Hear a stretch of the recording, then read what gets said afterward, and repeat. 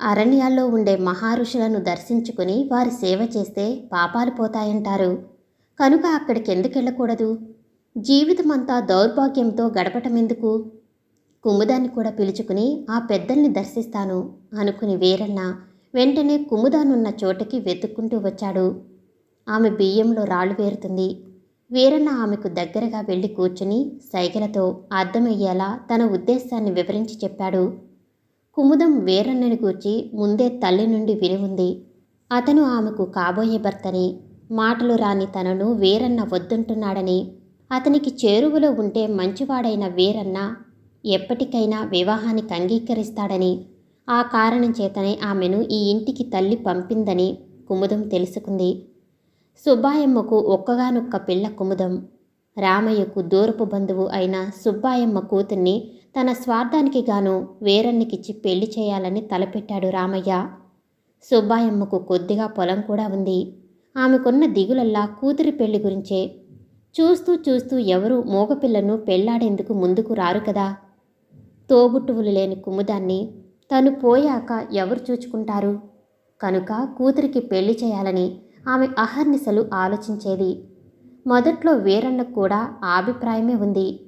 కుముదాన్ని కొంతకాలం నుండి ఇంట్లో చూస్తున్నాడు కనుక ఆమె గుణగణాలు, స్నిగ్ధ రూపం అతన్ని ఆకర్షించి ఎలాగైనా భగవంతుని అనుగ్రహం పొంది ఆమెకు మాటలు రప్పించాలని ఆశ కలిగింది.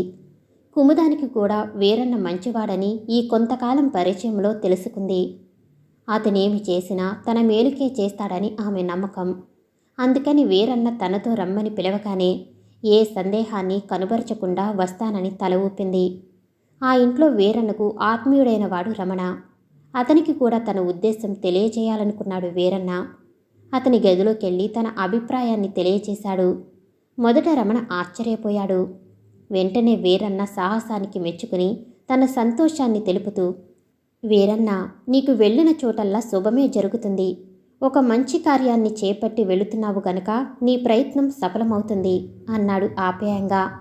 అంతేకాకుండా దారి ఖర్చులు కంటూ కొంత పైకం తెచ్చి ఇచ్చాడు. వీరన్న అభిమానిపడినా కూడా ఇక ఆలస్యం చేయకుండా ఆ రోజు రాత్రి రహస్యంగా ప్రయాణ సన్నాహాలు గావించుకుని ఊరు విడిచి వచ్చేశాడు కుముదాన్ని వెంట పెట్టుకుని. ఆ విధంగా వాళ్ళు ఊరు విడిచి ఊరెళుతూ చివరికి ఓ బేకారణ్యాన్ని చేరారు. కుముదం అరణ్యంలోని క్రూరముగాల భయంకర ధ్వనులకు భీతి చెంది బేలగా వీరన్నని చూసి కళ్ళనీళ్లు పెట్టుకుంది. భయం చేతనేమో ఆమె శరీరం కంపించింది. కానీ వీరన్న ధైర్యాన్ని సడలించుకోలేదు. ఎప్పటికప్పుడు ఆమెకు ధైర్యం చెబుతూ ముందుకు సాగిపోతున్నాడు. అలా వెళ్ళగా ఒక సుందరమైన ప్రదేశం వీరన్న కంటపడింది. అక్కడొక చక్కని కొలను, దాని చుట్టుపక్కల పుష్పఫల వృక్షాలు, మరో దిక్కున దూరంగా చిత్రకారుడు గీచినట్లున్న రంగురంగుల కొండలు, వీని మధ్య మనోహరమైన పర్ణకుటీరము కనిపించాయి. ఒక చెట్టు కింద ఓ మహాముని ధ్యాన నిమగ్నుడయ్యుంటాడని చూచిన వీరన్న మహాదానందాన్ని పొందాడు. అతని జన్మ సార్థకమైనట్లు, ఈప్సితార్థ సిద్ధి కలిగినట్లు సంబరపడ్డాడు. కుముదానికి కూడా ఆ అద్భుత దృశ్యాన్ని చూపించి ఆమెను ఆ మహర్షి సన్నిధికి తీసుకుని వెళ్ళాడు. కళ్ళు మూసుకుని భగవద్ధ్యానంలోనున్న మహామునికి సాగిలపడి ప్రమాణం చేశారిద్దరు. ఆ తర్వాత ఆయనకు చేరువలోనే వారు పద్మాసనం వేసుకుని కూర్చుని భగవన్నామాన్ని స్మరిస్తూ కళ్ళు మూసుకుని ధ్యానంలో మునిగిపోయారు. కొంతసేపటికి మహర్షి కళ్ళు తెరిచాడు. తన ఎదుట ఇద్దరు నూతన వ్యక్తులు ధ్యాన నిమగ్నులై ఉండటాన్ని చూసి సంభ్రమాశ్చర్యాలు పొందాడు. ఇంతలో వీరన్న కుముదములు ఒకరి వెంట ఒకరుగా కళ్ళు విప్పారు. నాయనా, మీరెవరు? ఏ నిమిత్తమయ్యి ఈ కానమునకు విచ్చేసితిరి అని అడిగారు మహర్షి. వీరన్న ఆ యోగికి మరోమారు సాష్టాంగ ప్రమాణం చేశాడు. ఈప్సితార్థ సిద్ధిరస్తు అన్నారు మహర్షులు వారు. వెంటనే వీరన్న లేచి చేతులు ముడిచి తను రావటానికి గల కారణాన్ని వివరించాడు. కుముదానికి మాటలు వచ్చేలా చేయవలసిందని మునీశ్వరుని కోరాడు. నేను కుముదం శాపగ్రస్తులమై ఈ భూమి మీద జన్మలెత్తాం. ఈ శాప విముక్తి కోసమే మేమీ అరణ్యాలకు వచ్చాం స్వామి. మాకు మీ శుశ్రూష భాగ్యాన్ని కలిగించి అనుగ్రహించమని వేడుకుంటున్నాను అన్నాడు వీరన్న భక్తి గౌరవాలు నిండుగా కనబరుస్తూ. మహర్షి అంతా విని దీర్ఘంగా యోచించి యోగదృష్టితో వారి జన్మ వృత్తాంతాన్ని గ్రహించాడు. ఆ వెంటనే తల పంకిస్తూ, అబ్బాయి, నీ సంకల్పం అమోఘమైనది. చేసిన పాపానికి పశ్చాత్తాపాన్ని చూపిన వానికి, దేవుని నమ్మిన వానికి ముక్తి లభిస్తుంది. కష్టాలు కడతేరుతాయి. నీవు ఏ విచారము మనసునందుంచుకొనక కొంతకాలం ఇక్కడ గడపవలసి ఉంది అన్నారు ముని. మంచిది స్వామి, మహాప్రసాదం అన్నాడు వీరన్న. అనతి కాలంలోనే మహర్షి పర్ణకుటీరానికి సమీపంగా కొందరి శిష్యుల కుటీరాల మధ్య వీరన్న కుటీరం కూడా వెలిసింది. కుముదాన్ని గురుపత్ని చాలా దయతో చూసుకునేది. మూగదైనప్పటికీ ఆ పిల్లలోని మంచితనం, దైవచింతన ఆమెను ముగ్ధురాల్ని చేసింది. వీరన్న నిత్యము మహర్షితో కూడి భగవద్ధ్యానమునర్చడము, అతని శిష్యులతో కలిసి గురువుగారికి సపర్యలు చేయటము జరిపేవాడు. మహర్షి ఒకనాడు వీరన్నతో, నీవు బ్రహ్మచర్య నిష్ఠాగరిష్ఠుడివై మెలకాలని, భగవద్ధ్యానమే పరమావధిగా భావించి ఉండినట్లయినా త్వరలోనే కోరిక సిద్ధించగలదని అంటూ, నీవు కుముదాన్ని పెద్దలకు తెలియకుండా తీసుకొచ్చావు. అది తప్పు చేయటమవుతుంది. అయితే నీ సంకల్పం మంచిది కనుక నిన్ను ఆనాడే క్షమించాను అన్నారు. అది విని వీరన్న మహర్షి యోగ దృష్టికి నివ్వెరపడి, స్వామి, ఈ దీనుపై మీకున్న దయకు సర్వదా కృతజ్ఞుణ్ణి. నా తప్పును మన్నించి మీ శిష్యకోటిలో చేర్చుకున్నందుకు అనేక వందనాలు గురుదేవా అన్నాడు. ఋషి అతనిలోని విశ్వాసానికి, భక్తి శ్రద్ధలను గమనించి మెచ్చుకున్నాడు. ఆయన తీరిక సమయాల్లో రామాయణ, భారత, భాగవతాది గ్రంథాలను చదివి శిష్యులకు శ్రవణానందకరంగా వినిపించేవాడు. ఎప్పటి నుండో వీరన్నకు ఓ సందేహం ఉండింది. అది వద్దనుకున్న మనసు మహర్షిని అడిగి సందేహ నివృత్తి చేసుకోవటం చేత ఒకనాడు గురువుగారితో, స్వామి, మిమ్మల్ని నేనొకటి అడగాలనుకున్నాను. తప్పుగా భావించక సమాధానం తెలుపుతారా అన్నాడు. అందుకు గురువుగారు, దానికేమి శిష్య, గురువులుండేది శిష్యుల సందేహాలు తీర్చటానికే కదా, అడుగు నాయనా, ఏమిటా విషయము అని అడిగారు.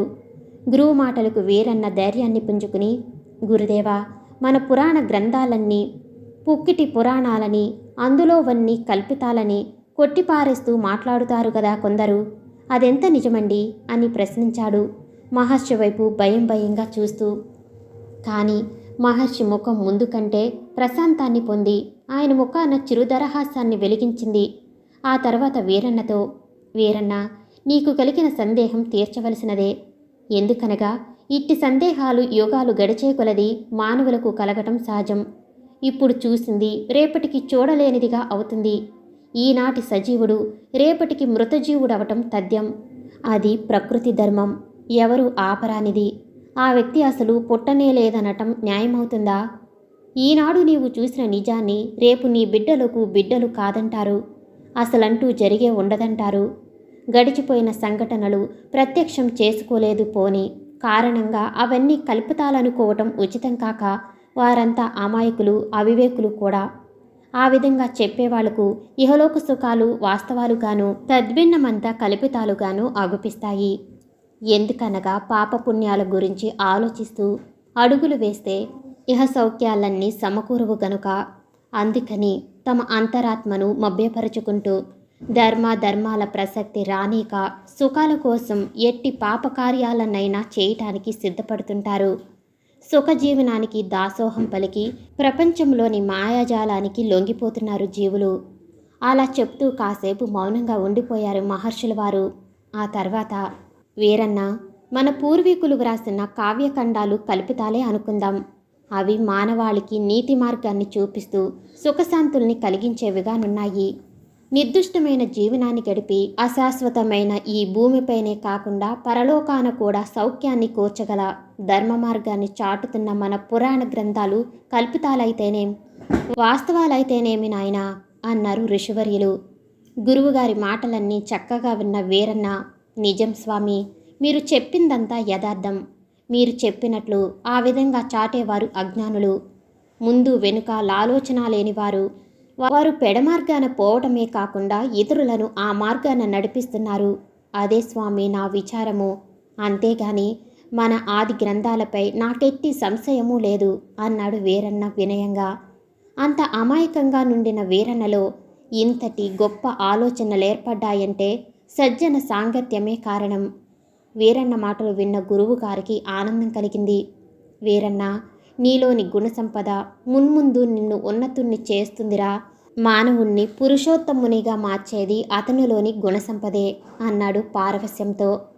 కొన్ని రోజులు జరిగాక వీరన్నతోటి శిష్యులతో కూడి ఆ అరణ్యాన గల కొండ ప్రాంతాలకు వెళ్ళాడు. శిష్యులందరూ కొండ మీదికి త్వరగా ఎక్కి వెళుతున్నారు. వీరన్నకు కొండ ఎక్కటం ఇదే మొదటిసారి కనుకను ఆ దారులు కొత్త కనుకను మెల్లగా ఎక్కుతున్న వాడల్లా దారి తప్పాడు. ఆ దారి తప్పటం కూడా ఊరకే జరగలేదు. అతను నడుస్తుండగా ఒకచోట కాలు జారి ఓ లోయలోనికి ఒరికిపోయాడు. వెంటనే అక్కడో చెట్టుకి వేలాడుతున్న తీగ సహాయంతో అతి కష్టంపై పైకి రాగలిగాడు. అప్పటికి మిగతా వాళ్ళు వీరన్నకు కనబడకుండా పోయారు. అంతేగాక చీకటి నలుదెసలా అలుముకుంటున్న సమయమది. అప్పుడే ప్రారంభమైన కీచురాళ్ల ధ్వనులు ఆ నిశ్శబ్ద వాతావరణంలో భీకర భయాన్ని గొల్పుతున్నాయి. ధైర్యవంతుడైన వీరన్నకు భయం కలగలేదు. కానీ కుముదాన్ని గురించిన ఆలోచనలు అతనిని వేధించసాగాయి. ఈ రాత్రికి తాను కుటీరం చేరకుంటే ఎంత బెంబేలు పడుతుందో అని చింతించసాగాడు. శిష్యులు తన నేపులో మింగేసుంటుందని గాబరా చెందుంటారు. మహర్షి చెంతకెళ్ళి ఆ మాటే చెప్తారు గదా. అది విని వారందరూ పరితాపాన్ని చెందటమో, నేనీ అడవిలో ఈ రాత్రి ఇంటిదారి వెతుక్కుంటూ నడవటము తప్పనిసరైంది. వేకువైన ఆశ్రమం చేరుకుంటే ఎలా అనుకుని పట్టుదలతో నడక సాగించాడు వీరన్న. ఆ విధంగా కనబడ్డ త్రోవ వెంట నడిచి వెళుతుండగా ఆ గాఢంధకారంలో ఎవరో రివ్వున పరిగెత్తుకొచ్చి వీరన్న ఎదుట నిలిచి పకపకా నవ్వాడు భయం గొల్పేలా. ఆ నవ్వుకు కొండలు ప్రతిధ్వనించాయి. ఆ శబ్దానికి అంత ధీరునిగా ముందుకు సాగుతున్న వీరన్న బీరువయ్యి నిలబడిపోయాడు.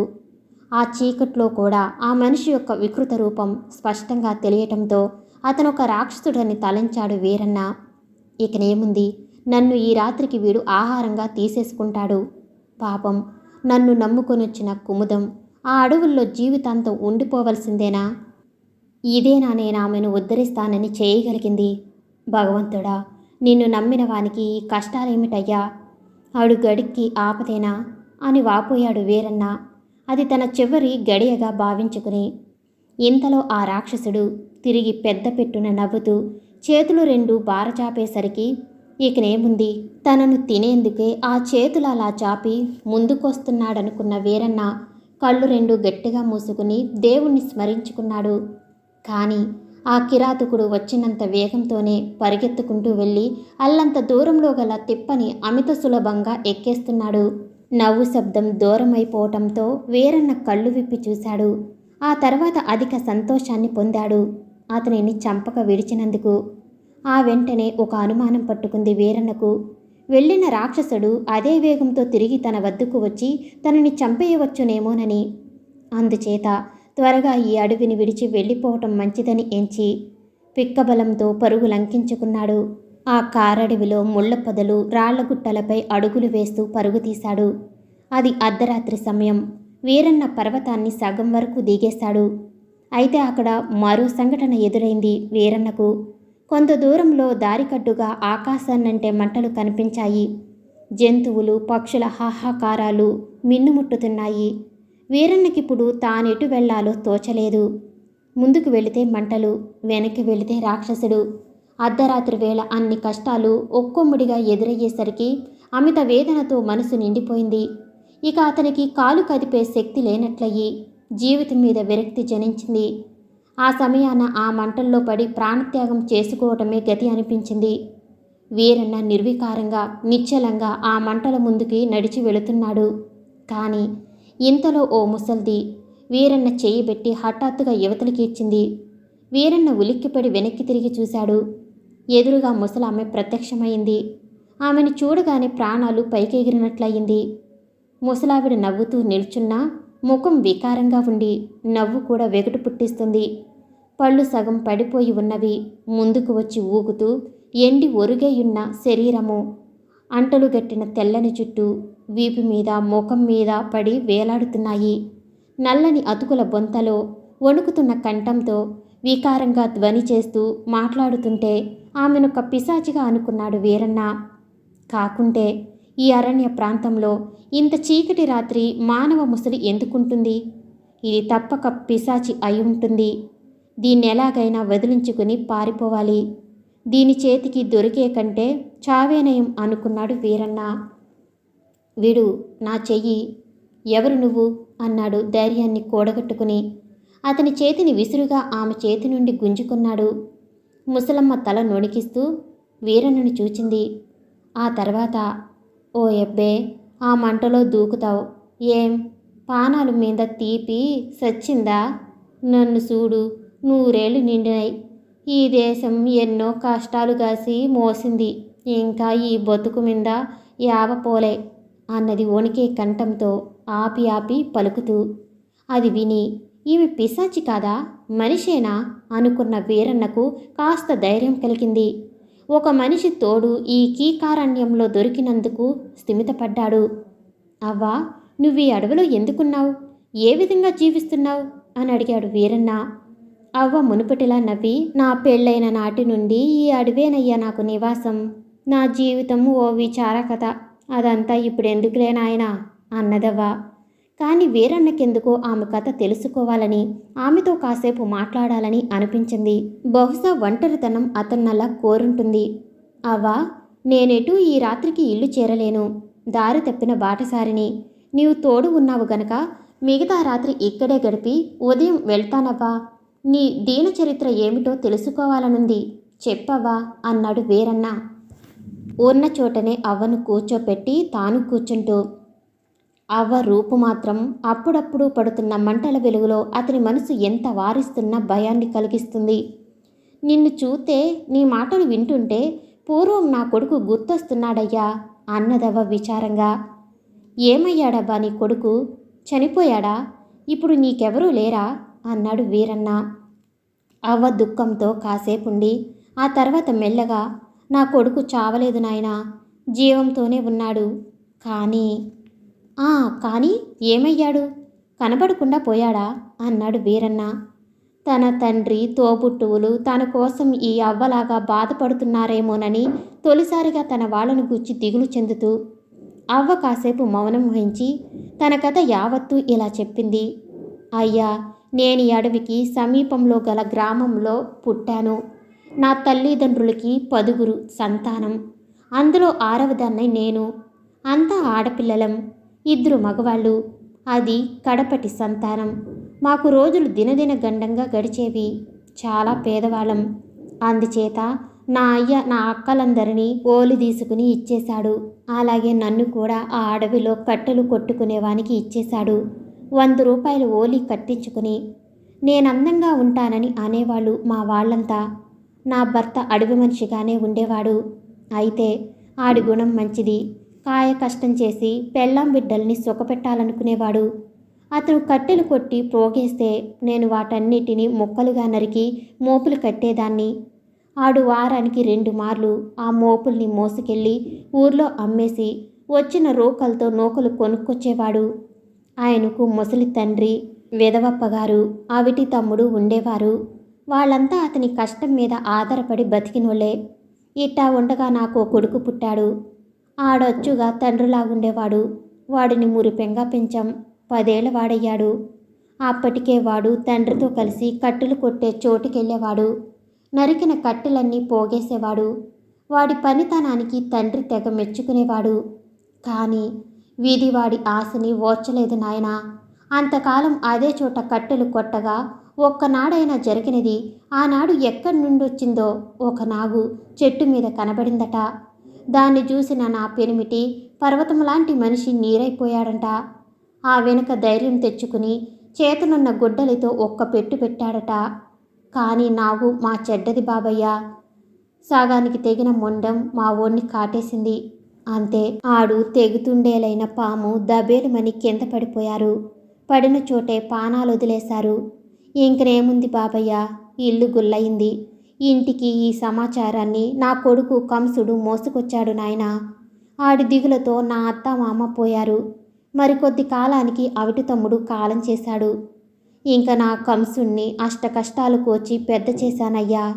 కానీ ఆడికి మంచి రాత రాయలేదు భగవంతుడు. దొంగల గుంపులో చేరి చెడిపోయాడు. ఎంత చెప్పినా వినలేదు. చివరికి ఆడి పాపం కూడా పండింది. సొమ్ము పంచుకోవటంలో పేచి వచ్చి దొంగలు నా కొడుకుని క్రూరంగా కొట్టి పడేసి పారిపోయారయ్యా. ఆనాటి నుంచి వాడికి మతి చెడి ఈ అడవిలో పిచ్చి కేకలేస్తూ నిలిచిన చోటంటూ లేక పరుగులెత్తుతుంటాడు.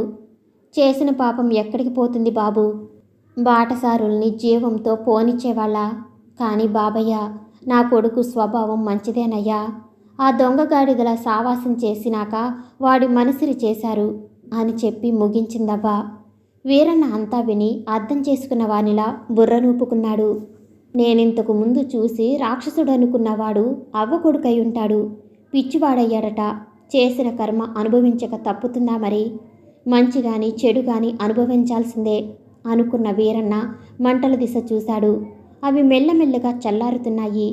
ఈ ఉదంతమేమిటో అవ్వని అడగాలనుకున్న వీరన్న, అవ్వా, ఈ మంటలెక్కడివి అని అడిగాడు. అవ్వ విషాదంగా నవ్వి, ఏం చెప్పను బాబయ్య, అప్పుడప్పుడు నా కొడుకు చేసే పిచ్చి పనుల్లో ఇదొకటి. ఇట్ట ఆగి తగలేయటం, అగ్గిబాతకు ఇక్కడి జంతుజాలంకి పెట్టడం, ఇప్పటికిది మూడోసారి నాయనా. ఆమె మాటలు విన్నాక వీరన్నకు అవ్వ మీద జాలేసింది. అయితే అవ్వా, ఎంతకాలం ఇలా శాంతి లేని జీవితాన్ని గడుపుతావు? బ్రతుకు మీద రోత కరగలేదా అనేశాడు స్వాగతంలో అనుకున్న వానిలా పైకే. అబ్బాయి, జీవితం రోత అనుకుని ఆత్మత్యాగం చేసుకుంటే కలిగే ఫలితం తెల్లారాక నీకు తెలుస్తుంది నాయనా అంది అవ్వ. పుట్టడం ఎలా మన ప్రమేయం కాదో చావటం కూడా మన చేతిలోది కాదయ్యా. అలా కాదని వ్యతిరేకిస్తే భగవంతుడి శక్తికి తలొగ్గక తప్పదు అన్నది అవ్వ వేదాంతిలాగా. మళ్ళీ వీరన్నకు ఆమె మాటలు విన్నాక కూడా ఓ సందేహం కలిగింది. కానీ అవ్వ, ఈ అడవిలో నీకు జీవనం ఎలా గడుస్తుంది అని అడిగాడు. జీవనానికి ఏముంది, అడవిలో దొరికేవే గాలి, నీరు, పళ్ళు అంటూ అవ్వ అదృశ్యమైపోయింది. అప్పటికి ఉదయకాంతులు భూమి మీద ప్రసరిస్తున్నాయి. వీరన్నకి పరిస్థితి అగమ్యగోచరమయ్యి కళ్ళు నులుముకొని తెరిచి చూశాడు. ఎవరూ లేరు. అవ్వా, అవ్వా అని పిలిచాడు. ఏమీ లాభం లేకపోయింది. ఆమె కనిపించలేదు. అతని పిలుపుకి బదులు పలుకలేదు. వీరన్న దిక్కుతోచని వాడై చుట్టూరా చూశాడు. అతన్ని ఎంత వద్దనుకున్నా భయం ఆవహించింది. రాత్రంతా తనతో కబుర్లు చెబుతూ మాట్లాడిన అవ్వ ఉదయాన్నే ఏమైపోయినట్టు? మొదట అనుకున్నట్టుగా దెయ్యం కాదు కదా. కాకుంటే ఏది, ఇంత ఆప్యాయంగా మాట్లాడిన అవ్వ ఎందుకు మాయమయ్యింది అనుకున్న వీరన్నలో భయం మరింత చోటు చేసుకుంది. అలా ముందుకు నడిచాడు. అరే, మంటలు మండిన చోట కాస్త బూడిద గుర్తు అయినా లేవేమిటి? అంత బ్రహ్మాండమైన మంటలు, అందుగ్గా జంతువులు చేసిన హాహాకారాలు అంతా కూడా మాయేనా అనుకుని ఆశ్చర్యపోయాడు. నయం, తెల్లవారిపోయింది. నా దారిన నేను నడక సాగించటం మంచిది అనుకున్న వీరన్న 4 అడుగులు ముందుకు వేశాడు. వెళుతున్న వాడల్లా ఆకాశం దిక్కుచూపు సారించాడు. సూర్యుడు నల్లని మేఘాల చాటున కూరుకుపోయి ఉన్నాడు. ఏటు చూచినా దట్టమైన నల్లని మేఘాలు ఆకాశమంతా ఆవరించి ఉన్నాయి. ఇప్పుడో ఇంకాసేపటికో పెళపెళమను ఉరుములతో ఆకాశం వర్షించేలాగుంది. వీరన్న అడుగులు ముందుకు చరచరా వేస్తున్నాడు. ఆకాశంలో బ్రహ్మాండమైన వెలుగురేఖ తళుక్కున మెరిసింది. ఆ వెంటనే పెళపెళా రావాలతో ఎక్కడో పిడుగుపడిన శబ్దం. వీరన్న చెవులు 2 మూసుకుని క్షణంపాటు స్తంభించినట్లు నిలబడిపోయాడు. ఆ వెంటనే వర్షం ధారాపాతం కురవనారంభించింది. మధ్య మధ్య ఉరుముల మోత, మెరుపుల వెలుగులతో ఆ ప్రాంతమంతా మహా బీభత్సంగా ఉంది. వీరన్న వర్షానికి పూర్తిగా తడిసి ముద్దయ్యాడు. ఎక్కడా నిలబడటానికి వర్షం పడని స్థలం లేదు. భారంగా అడుగులు ముందుకు వేస్తూ నడుస్తున్నాడు వీరన్న. కొంత దూరం వెళ్ళేసరికి చెట్లు గుబుర్లు కాస్త తగ్గాయి. కొంత మైదాన ప్రదేశం కనిపించింది. అంత దూరంలో ఓ చిన్న గుడిసెను చూశాడు వీరన్న. తన నడకని అటువైపు సాగించాడు. వర్షమేమో క్షణక్షణానికి అధికమవుతుంది. ఆ గుడిసెను చేరిన వీరన్న తడికనెట్టాడు. లోపలి నుండి ఒక పురుష కంఠం, ఎవరు అని అడిగింది. బాటసారిని, వర్షానికి నిలిచానయ్యా అన్నాడు వీరన్న గజగజా వణుకుతూ. అతను తడిక తెరిచి వీరన్నని చూశాడు.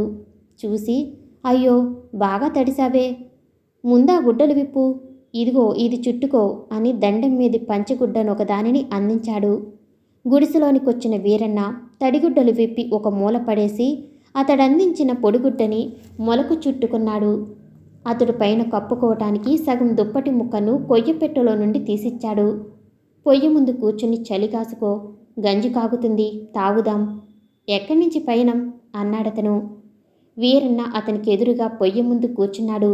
తానీ కొండ మీదకి ఎందుకొచ్చింది, ఎలా తప్పిపోయింది, ఆ తర్వాత అతనికి జరిగిన అనుభవాలు అనేది వరుసగా తెలియచెప్పాడు. ఆ వ్యక్తి వీరన్న చెప్పిన మంటలు, ముసలమ్మ కథను విన్నాక వీరన్నకు వాటిని గురించి ఇలా చెప్పాడు. ఆ ముసలావిడ ఆ పిచ్చోడి తల్లే. వాడి తండ్రి పోతరాజు. వాడు నేను కట్టెలు నరికేవాళ్ళం. ఆ ముసలిది కొడుకు దిగులుతోనే వయసుకు మించిన ముసలితనం వచ్చి చివరికి అగ్ని చేసుకుని ప్రాణాలు తీసుకుంది. అది ఆమె ప్రాణాలు వదిలిన చోటు అన్నాడు. అది విన్న వీరన్నకు ఒళ్ళు గగురు పొడిచినట్లయింది. బ్రతుకు వేసారి ఆ మంటలోకి ఉరకపోతే ఆ ముసలామె తన చేయి పెట్టి ఆపడము, ఆత్మహత్య చేసుకుంటే కలిగే ఫలితం ఉదయం తెలుసుకొనడము గుర్తుకొచ్చి ఆమె మీద జాలి కలిగింది వీరన్నకు.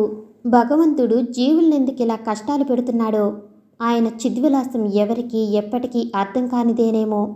బ్రతుకులో ఎదురయ్యే సుఖదుఖాలు, లాభనష్టాలు మన పాప పుణ్యాలకు ప్రత్యక్ష ఫలితాలు. జన్మ జన్మ సంబంధం లేకుంటే నేనీ జన్మలో ఏం చేశాను, నాకీ కష్టాలేమిటి? పాపం కుముదం ఆమెకు భగవంతుడు అన్నీ ఇచ్చి నోరు లేకుండా చేశాడు. అదామె పూర్వపాపమే కదా. ఆమె నా బెంగతో ఏమైందో త్వరగా వెళ్ళాలి అనుకున్నాడు. అతను ముంతలో పోసిచ్చిన గంజిని తాగాడు వీరన్న. అతనికి కృతజ్ఞతలు తెలిపి వర్షం తగ్గుముఖం పట్టగానే గుడిసె విడిచి బయలుదేరాడు వీరన్న. అతను అలా 10 అడుగులు వేయగానే అతనికో వింత కనిపించింది. దారి పక్కన కంసుడు పర్వతంలా పడి ఉన్నాడు. బోర్లా పడి ఉన్న అతనికి స్పృహ లేదు. శరీరం చల్లబడింది. తల మీద రక్తచారలున్నాయి. ఈ దృశ్యం చూసిన వీరన్నకు అడుగు ముందుకు పడలేదు. ఏమీ చేయటానికి తోచలేదు. యోచిస్తూ క్షణం పాటు నిల్చున్న అతనికి మరో దృశ్యం కంటపడింది. కంసుడు పడున్న స్థలానికి కొంచెం సమీపంలో ఒక చెట్టు కూలిపడింది. పిడుగుపాటు తిన్నది ఆ చెట్టే. అయితే ఈ కంసునికి పిడుగురాళ్ల దృశ్యాన్ని చూడటంతో ఇలా స్పృహ కోల్పోయి ఉంటాడు అనుకున్న వీరన్న తిరిగి వెనక్కి వెళ్ళాడు. అతనికి వర్షంలో ఆశ్రయమిచ్చిన గుడిసెను చేరాడు వీరన్న. అక్కడున్న అతనికి విషయం తెలిపాడు. ఆ వ్యక్తి వీరన్న చెప్పిందంతా విని వీరన్న వెంట బయలుదేరి వచ్చాడు. వీళ్ళు వచ్చేసరికి కంసుడు సూర్యకిరణాల తాకిడికి శరీరం వెచ్చనై మెలుగు వచ్చిన వానిలా కళ్ళు తెరిచాడు. కంసుణ్ణి మొదట చూసిన వీరన్న భయం చెందాడు. ఈ పిచ్చివాడు తామిద్దరినీ ఏమైనా చేయవచ్చు కదా అని. కానీ పక్కనున్న వ్యక్తి చాలా ధైర్యవంతుడు. అతను కంసునిపై చేయి వేసి తడుతూ, ఏరా కంసు, రా ఇంటికి పోదాం అన్నాడు కంసుని వైపు జాలిగా చూస్తూ. కంసుడు మెల్లగా లేచి కూర్చున్నాడు. వచ్చిన వ్యక్తి కంసుని ముఖాన గీరగా కనిపిస్తున్న గాయాన్ని తడుముతూ, పిడుగు శబ్దం విని పడిపోయావా? బాగా దెబ్బ తగిలింది, రక్తం దారగా పోయిందిరా అని ఇంటికి పోదాంరా. వేడిగంజి 4 గుక్కలు తాగుదువు గాని అన్నాడు కంసుని చేయి పెట్టి లేవతీస్తూ. వీరన్న అప్పటికి బాగా ధైర్యం తెచ్చుకుని కంసుని మరో చేయి పెట్టి లేవదీశాడు. కంసుడు అటూ ఇటూ వాళ్ళు పట్టి నడిపించుకు వెళుతుంటే వాళ్ళ వెంట మౌనంగా నడిచాడు. గుడిసె చేరాక కంసుని చేత పొడిగుట్టులు కట్టించాడతను. పొయ్యి దగ్గర కూర్చోబెట్టి గంజముంత నందించాడు. అది తాగుతూ బుద్ధిగా కూర్చునున్న కంసుని చూసి విస్తుపోయాడు వీరన్న. పిచ్చివాడు ఏ క్షణాన బుద్ధి మారుతుందోనని ఓవైపు భయంగా ఉంది వీరన్నకు. అయితే అతను ఆశించినట్లు కాకుండా ఆ పిచ్చి కంసుడు, కోటమామ, ఇక నేను ఆ దొంగలతో చేరనయ్యా, మంచిగా బతకతా, నా అమ్మని కాపాడుకుంటా, నీ పాదాల ఆన అన్నాడు ఒక్కొక్క మాటని నొక్కి పలుకుతూ.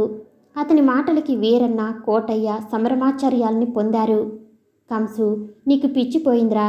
ఈ 5 ఏళ్లుగా నువ్వు ఏనాడు ఇంత మంచి మాట అనలేదు. నీ అమ్మే ఉంటే ఎంత సంతోషపడేదో అన్నాడు కోటయ్య. మీ అమ్మేమైంది, ఎక్కడికి పోయింది అడిగాడు ఆతురతగా కంసుడు. కోటయ్య కాసేపు మౌనం తర్వాత ఇలాగన్నాడు. ఒరే కంసు, నీ అమ్మ నీ దిగులుతోనే కృషించి దేవుణ్ణి చేరుకుందిరా. నువ్వు 5 ఏళ్లుగా బ్రతికుండి సచ్చినోడితో సమానంగా ఉన్నావు. ఏ తల్లి మాత్రం ఆ స్థితిని భరించగలదురా? అట్లాగని ఇక లేని తల్లిని గూర్చి దిగులు పెట్టుకోక బుద్ధిగా బతికి ఆ అమ్మకు ఆత్మతృప్తి కలిగించు అన్నాడు కోటయ్య. ఈ మాటలు వింటున్న వీరన్నకు కోటయ్య మంచితనం పరవశాన్ని కలిగించింది.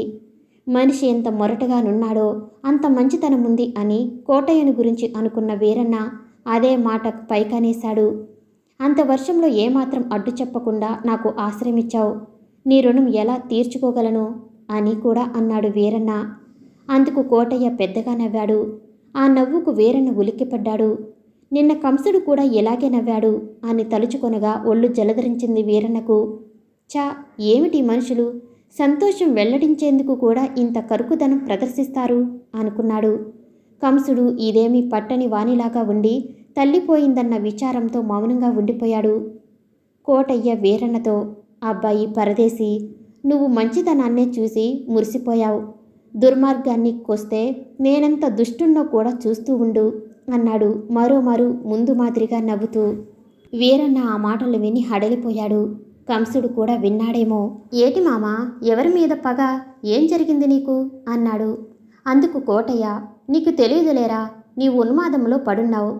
ఎదవా, వాడి రక్తం గడగడ తాగందే ఈ కోటయ్య బొందు నుండి ప్రాణం పోదు. కాసుకో నా దెబ్బ అన్నాడు కోటయ్య మెల్లితిరిగిన మీసాల్ని మరింత సూటిగా నిలుపుతూ. అతని చూపులు విషాన్ని కక్కుతున్నాయి. వీరన్న బెరుగ్గా చూస్తున్నాడతని వైపు. అప్పుడు కంసుడు, ఎవడు మామా, నీకెవరు కీడు చేసింది అని అడిగాడు.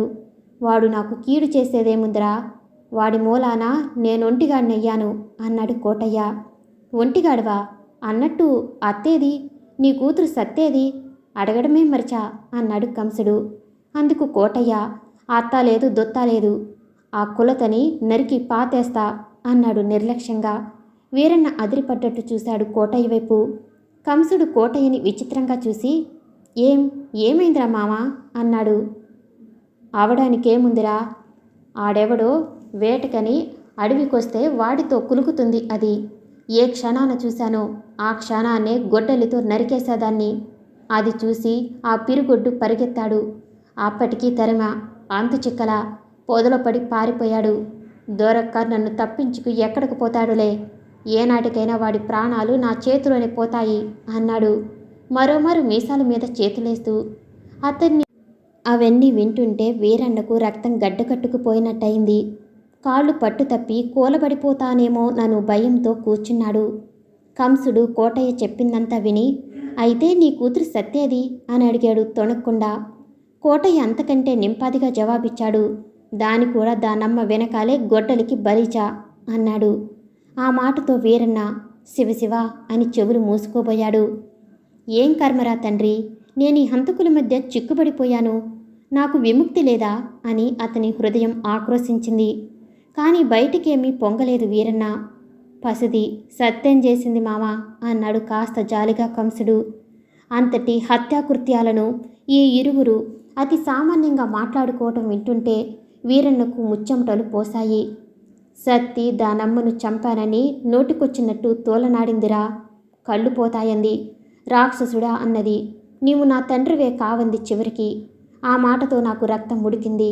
అంతే, వాళ్ళమ్మ వద్దకు పంపేసేద్దాన్ని కూడా అన్నాడు పళ్ళు పటపటలాడించి. ఆ తర్వాత కోటయ్య వీరన్న వైపు తిరిగి, బాటసారి, నువ్వు నా రుణం ఎలా తీర్చుకోవాలని అడిగావు గదూ అన్నాడు. వీరన్నకి అతని మాటలు వినగానే ఒళ్ళు మండింది. ఈ మూర్ఖుడు కష్ట సమయంలో ఆశ్రమించినందుకు వీడి చెడ్డ పనులకి సాయపడడమా అనుకుని, కోటన్న, ఈ పని నా వలన కాదు. పగవారిపై ప్రతీకారం తలపెట్టడం నీతి కాదు. ప్రత్యుపకారం చేయటమే ధర్మం. ఆ మార్గాన్ని తప్పించి నేను నడవను. ఇక ఏం పని చెప్పినా చేయటానికి సిద్ధంగానున్నాను అన్నాడు వీరన్న. మంచికి మరో పేరు వీరన్న. నీతి నిజాయితీ ప్రసక్తి వచ్చినప్పుడు ఎంత దుర్మార్గుడి ముందైనా ఎట్టి కష్టస్థితిలోనైనా ధైర్యంగా నిలబడగల దిట్ట. అంతటి ఆత్మస్థైర్యం అతనిలో ఆది నుంచి ఉంది. కోటయ్య నిర్ఘాంతపడి చూశాడు వీరన్న వైపు. పగోలికి ప్రతీకారం చేయక ఉపకారం చేయాలని ఏ ధర్మశాస్త్రంలో ఉంది? బదులుకి బదులిచ్చుకోవటమే ధర్మం, తెలుసుకో ఎర్రినాగన్న అన్నాడు వీరన్నను ఒప్పించే ధోరణిలో కోటయ్య. అన్నట్టుగా నీ పేరేంటి కుర్రోడా? ఇదిగో చూడు, నీవేం బ్రహ్మాండం మొయ్యొద్దు. ఈ వేటగాడు కొండ దిగున పడమటి దిక్కు నుండే పంటోరిపాలెంలో ఉన్నాడని తెలిసింది. వాడిని నువ్వు మాయ చేసి కొండ మీదికి పట్టుకురా, అంతే. ఆ తర్వాత పని నేను చూసుకుంటా అన్నాడు కోటయ్య. వీరన్నకు కోటయ్యను చూస్తే కలిగిన భయం ఇప్పుడేమైందో తెలియదు గాని నిష్కర్షగా చెప్పేశాడు. అలాంటి పనులు నేను చెయ్యను, చేయబోను. మరేదైనా చెప్తే చేస్తాను, లేకుంటే నా దారిన నేను పోతాను అని నా వీరన్నకు కుముదం గుర్తొచ్చింది. కుముదం నేనింకా ఇల్లు చేరనందుకు ఎంతగా విచారిస్తుందో అనుకుని అడుగు ముందుకు వేశాడు వెళ్ళటానికి. కోటయ్య రాతి మీద కూర్చున్నవాడు లేచి పక్కనున్న గొడ్డలనందుకుని వెళుతున్న వీరన్న వీపును చీల్చపోయాడు. అది చూసిన కంసుడు వెంటనే ముందుకు వచ్చి కోటయ్య చేతిలోని గొడ్డలిని విసిరిపారేశాడు. అది బురదగుంటలో పడి కూరుకుపోయింది. ఈ హఠాత్ సంఘటనకి కోటయ్యకు కోపం ముంచుకు వచ్చి వీరన్నను వదిలి కంసునిపై కలియబడ్డాడు. పెద్దవాడిని ఓర్చేకొలది కంసుని కోటయ్య చితకతన్నటంతో కంసుడు రెచ్చిపోయి కోటయ్యకు ముష్టికాతాలు తినిపించాడు. వీళ్ళిద్దరూ అలా కుస్తీ పట్లు పడుతుంటే వీరన్నకు చిన్ననాడు చూసిన పొట్టేళ్ల పోట్లాట గుర్తుకొచ్చింది. వీళ్ళు మనుషులేనా, అడవి జంతువులా కొట్లాడుకుంటున్నారు అనుకుంటుండగా కోటయ్యకి మంటు అరిచాడు. కోటయ్య మెడ కంసుని చేతిలో నలిగిపోతుంది. వెంటనే వీరన్న వెళ్ళి కంసుని బ్రతిమాలి చేతులు బదిలించాడు. వాస్తవంగా చూస్తే కంసునికి మనసు మంచిదని తోచింది వీరన్నకు. ఆయాసపడుతూ నిల్చున్న కంసుడు వెల్లకిలా అచేతనుడై పడున్న కోటయ్యను చూస్తూ క్షణంపాటు ఏమి చేయాలో తోచని వానిలా ఉండిపోయాడు వీరన్న. ఇంతలో కోటయ్య గొంతు తడారిపోయిందని చేస్తే గతో తెలియజేశాడు. వీరన్న గుడిసె లోపలికెళ్ళి నీళ్లు పట్టుకొచ్చాడు. ఆ నీళ్లు కంసుడందుకుని కోటయ్య గొంతులో 2 గుక్కలు పోశాడు. ఆ తర్వాత కూడా కోటయ్య గొంతు నుండి మాట పెగిలి రాకపోవటంతో అతనికి మాట్లాడే శక్తి పోయిందని తెలుసుకున్నాడు వాళ్ళు. అరే ఇప్పుడెట్లా అన్నాడు వీరన్న కంసుడిని చూసి. అందుకు కంసుడు, మరేం పర్వాలేదు, ఈ అడవిలో ఓ చెట్టుంది. ఆ చెట్టు ఆకు పసరు తెచ్చి వీడి గొంతులో పోస్తే తిరిగి మాటొస్తుంది, తెద్దాం పదా అన్నాడు. వీరన్నకు అతని మాటలు సంభ్రమాచార్యాలను కలిగించాయి. మందులు మూలికలు వీళ్ళకు బాగా తెలుసుంటాయి. ఎంత మొరుటు వాళ్ళో అన్ని చిట్కా వైద్యాలు కూడా వీళ్ళ చేతిలోనే ఉన్నాయి అనుకున్నాడు. అయితే కోటయ్యను గుడిసెలో పడుకోబెట్టి వెడదాం అన్నాడు వీరన్న. ఇద్దరూ అతన్ని గుడిసెలోకి చేర్చి తలుపులు చేరవేసి బయలుదేరారు మందాకు తేవటానికి.